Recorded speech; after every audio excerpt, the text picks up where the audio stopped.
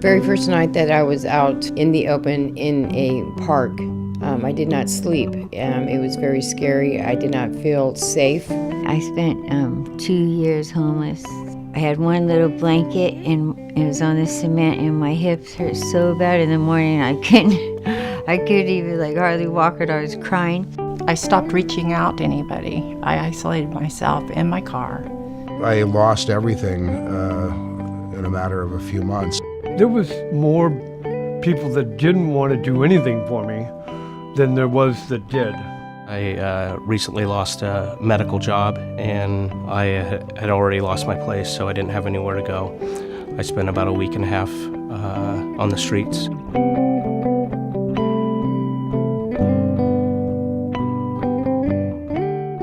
I put myself through school, and I worked at Duke University Medical Center. I went through a bad marriage and a custody dispute that lasted 7 years. I became very depressed and anxious and started drinking wine to calm myself down. I lost my home. I couldn't make the mortgage payments. I mean, I'm somebody that had a $1.5 million home in Belmarin Keys, a Tahoe home, and the home that I started out with, and I walked away from all of it. I didn't have any money, so I ended up homeless.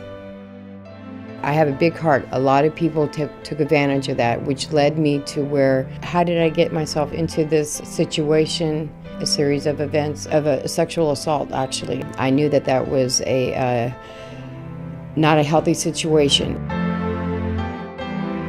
I was a real estate developer and lost everything in the crash, and I injured my back and couldn't work anymore. So after 8 months, I ran out of money to pay the rent.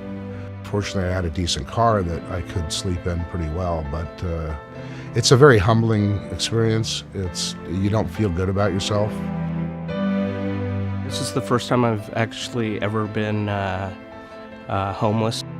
To sleep on the streets is, it's very tough to feel comfortable in yourself, to get a good night's sleep. The ground's hard, you don't have blankets. It was not the most comforting spot to be. I've been living on the streets since 2012. I think for the most part, there were people that just left me alone. I didn't get a lot of hassles from anybody, and I didn't have really too much of a smile on my face, so I wasn't, how would you say, somebody to mess with. It felt very lonely, just not feeling safe, secure. Caused me to start drinking more. Normal life is you get up, you take a shower, you shave, you go to work, and when you're living in your car, you're sneaking into Safeway and trying to keep your hygiene up, and it's difficult.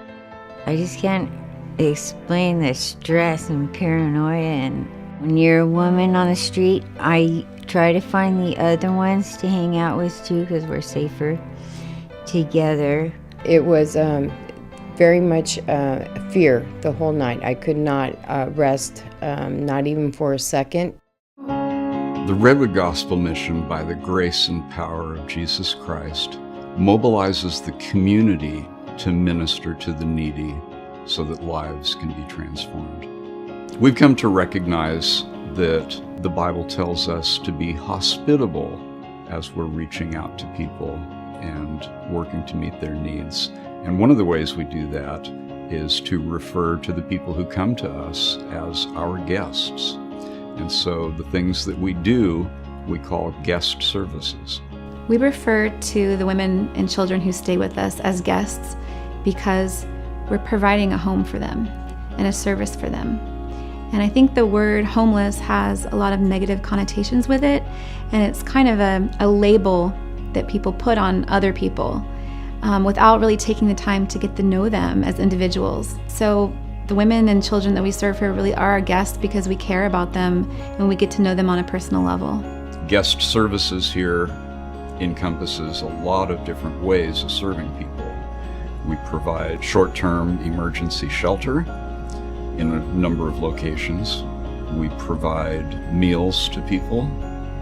We provide opportunities for people to receive a shower, exchange clothing, and sometimes we provide just a place for people to be when they have nowhere else to be. One of the ways we've come to describe what we do is to use the term radical hospitality, because we want to go overboard. We want to do everything we possibly can in response to people who have not experienced much relationship, have not experienced much hospitality. When I have a guest come to my house, I usually want to make sure it's a little extra clean than it normally is. I probably offer them food. I want to make sure that they're comfortable, and the focus is really on them and how they're doing.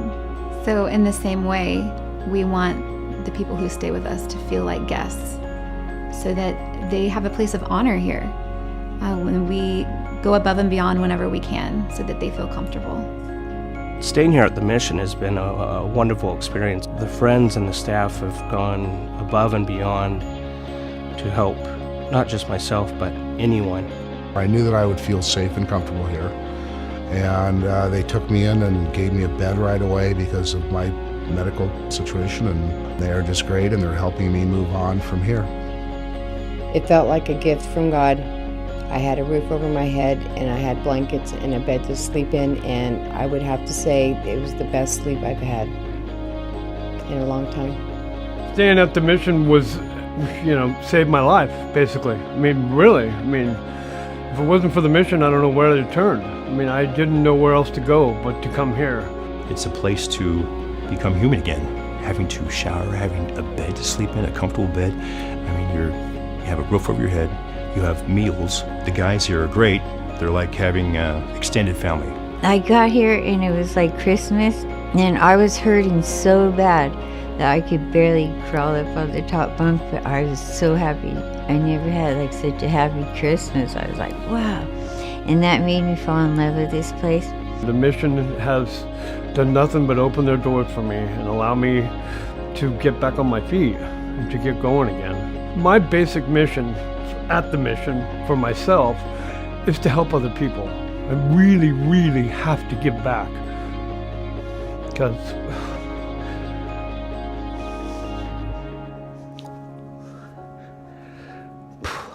I just have to give back.